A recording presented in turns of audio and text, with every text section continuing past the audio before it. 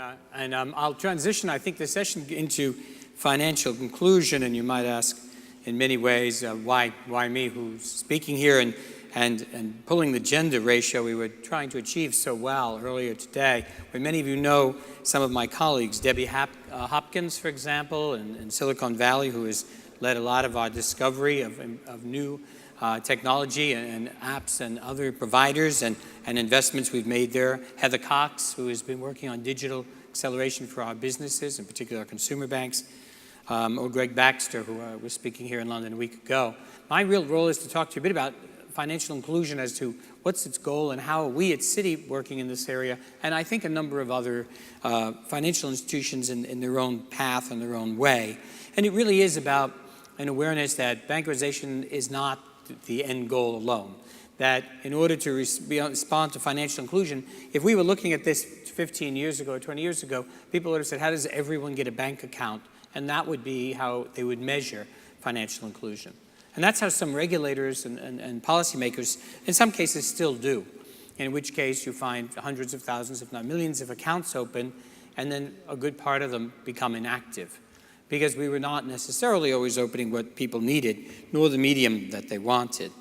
And it really was an awareness that, as with our own clients, who are retail clients, the vast majority, however, were not looking for the same solutions. For many of us, the solutions we bring give us greater functionality over financial services we feel we have some control and some choice. But the groups we're going to speak of, and I think Chris Spons will speak later about a wonderful report that's going to come out, I've had privy to in the UK about the unbanked in the UK, and I'm very familiar with the equivalent in the US, is a significant number of people. And that's a whole other challenge. And for many of you, you may look at that as an opportunity as well. But I will speak a bit about the 2.5 billion or so people around the world who are called unbanked, and much larger number that we would all describe as financially unserved or underserved. And that number, is a contrast in many ways to what we see happening on mobile. Right? We find what the latest numbers are closer to maybe 3.6 billion mobile subscribers, and we've got 2.5 billion people without access to financial services or direct services, even more as we know. And the gap between digital access and financial access is one that we're looking quite closely at. What is the link between the two? And it's a very important analogy. For most of us who look at financial inclusion, we no longer, like clients, are waiting for a bank branch to open in their town or village any more than they're waiting for a landline to arrive. They're looking for, as they did in mobile, very new ways to have solutions to their current work and to become engaged. For Citi, much of the work we're looking at in this space also has to do with solutions for our clients. So while in 110 countries, 105 countries, we are in many of those countries, it isn't that we are spread around the country ourselves only, but that our corporate clients, our government clients, and others make payments and reach very small producers, small distributors, individuals who have tax and other payments to make, or who are making purchases, making remittances. Creating that infrastructure, that new infrastructure that allows not only us, but all of those large corporates, which transact today very often still through their banks, to be able to have that strength of mobility to reach many others, has the benefit of not only creating a commercial solution to them, but providing access to many other people to a platform that creates value and brings efficiency to the work they do every day. So digital is really how we often think of it today. Mobile might be the term that comes to mind most often, simply because it's the tool that's being used. But what was so interesting was that in Bill and Melinda Gates' annual letter that came out pretty recently for 2015, they quoted that the lives of the poor will improve faster in the next 15 years than any time in history. And they mean that on a number of fronts, in health and elsewhere, in education. But interestingly, they spoke to payments, and they spoke to financial services and financial inclusion. Because without that infrastructure, it takes too long. It takes too long to help people to build their incomes. It costs too much to transact as they do every day. It keeps people excluded, just as we know those without mobile or digital connections are out of the mainstream. And so for Bill and Melinda Gates to highlight that as one of the cornerstones of where they continue and have invested was reassuring to us too. And we know that in many countries, if we look at, and others will speak better to Kenya later on, but that many will quote that 80% of Kenyans are now financially included one means or another, many through payments. If you took out, however, the mobile payments platforms, you'd fall down to 26%. And that after a very long history of banks growing and expanding, including some very impressive new competitors and those who've specialized in that space. But a dramatic drop would occur, and that all happened in a very short period of time. And the gender divide, as the digital divide, remains still. Many of you will know we began our work in this space that I head up was really in microfinance.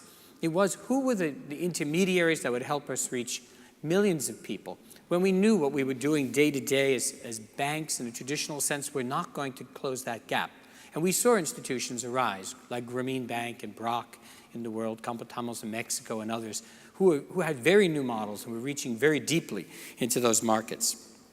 And there too, we were very much focused on women for a long time.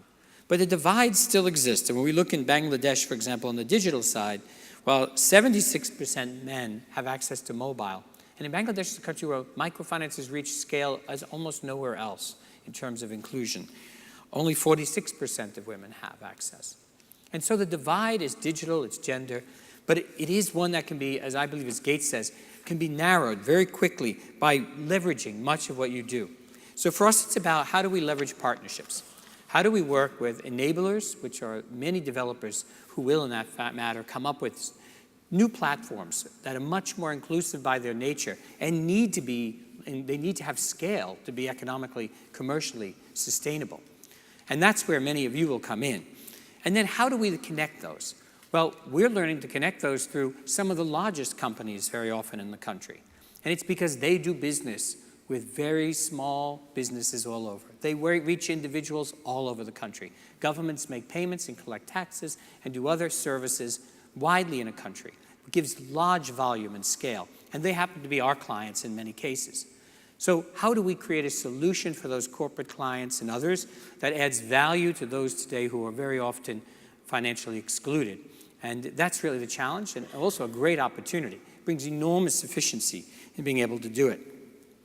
One of the things we've tried to do is leverage the new technology for making those payments.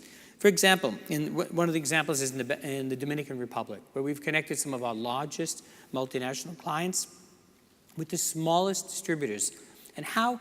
By partnering with intermediaries such as microfinance banks and specialist institutions, and new platforms of payments that allow them to go through not just us, but their primary transactor, or a microfinance bank. Similarly, we'll be launching something like that in Guatemala, and then rolling it much wider, we believe. One program I'd like to make sure you're all aware of is called the Better Than Cash Alliance at the UN. We were founders, along with Omidyar Network, Gates, Visa, MasterCard, a number of others. And it really is about digitalization and how do we use digital platforms to increase inclusion and scale and efficiency. For example, in Mexico, where we have a very large presence, the government claims it can save up to $1.25 billion a year just by digitalizing payments. Now, most of those are social payments and very small payments to what are, by and large, unbanked communities and individuals. But that's an enormous efficiency gain to go back into the program or into the budget. It also creates enormous transparency. The ability to move away from cash and make payments, just as in the Dominican Republic or elsewhere, where small distributors are paying cash to trucks that come with major brand names you know to deliver to small shops. How do we eliminate that completely and reduce the cost and the risk associated with that none of us would want to pay? To further that mission of really about progress, we launched last year in Latin America a real digital acceleration platform. We had a gathering in both Bogota and Buenos Aires, where more than 850 developers from 390 cities and 62 countries came and presented their works, much of which would lead to solutions that were commercial, but led to solutions for financial inclusion, that would have outreach, that would reach those who we as banks and many other providers were not reaching today. And from there, we have solutions that are being used and which Citi has now signed on to partner with. One of those areas, one of those things in line with that I'd like to be sure we're all aware of here is how are we going to have a similar experience here in London? There will be a program. Citi is holding demo days in London, Warsaw, Jerusalem, and Nairobi, and looking for the best-in-class financial inclusion startups that will have a breakthrough solution to address these last point-of-pain connecting points for whether small businesses or individuals. This whole acceleration program is one we think will lead to a lot of new opportunities, both for developers and for individuals.